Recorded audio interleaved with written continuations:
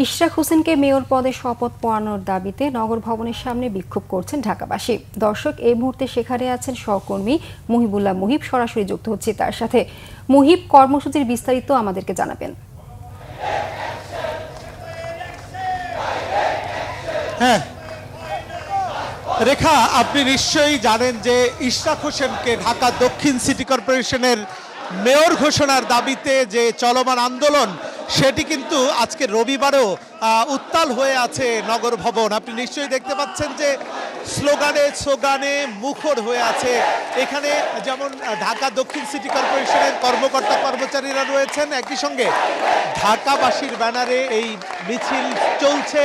তারা যেটি বলছেন যে আদালতের রায়ের পর ইশরাক হোসেনকে নগর ভবনের মেয়রের দায়িত্ব বুঝিয়ে দেওয়ার কথা থাকলেও অজ্ঞাত কারণে সরকার, বিশেষ করে স্থানীয় সরকার মন্ত্রণালয় নানা ধরনের তালবাহানা করে কালক্ষেপণ করছেন।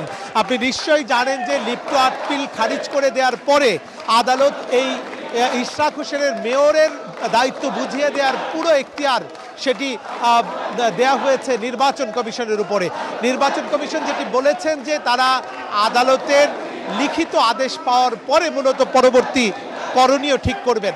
তো আজকে রবিবার যেহেতু সরকারি অফিস আদালত খোলা রয়েছে এবং অনেকেই প্রত্যাশা করছেন যে আদালতের রায়, আদালতের নির্দেশনা সেটি লিখিত আকারে আজকের মধ্যেই ইলেকশন কমিশনের কাছে যাবে এবং ইলেকশন কমিশন দ্রুত সময়ের মধ্যে যদি এই ব্যাপারে সিদ্ধান্ত গ্রহণ না করে, তাহলে যে অচলায়তন সৃষ্টি হয়েছে ঢাকা দক্ষিণ সিটি কর্পোরেশনে, যে দীর্ঘদিন ধরে নাগরিক সেবা বন্ধ রয়েছে, প্রত্যেকটি কক্ষে যেমন তালা দেওয়া রয়েছে, সেগুলো আসলে শীঘ্রই খুলে যাবে।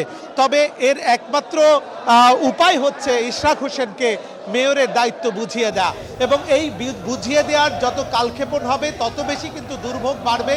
কারণ এই ইশরাক হোসেনকে মেয়রের দায়িত্ব। মুহিব, আপনাকে ধন্যবাদ।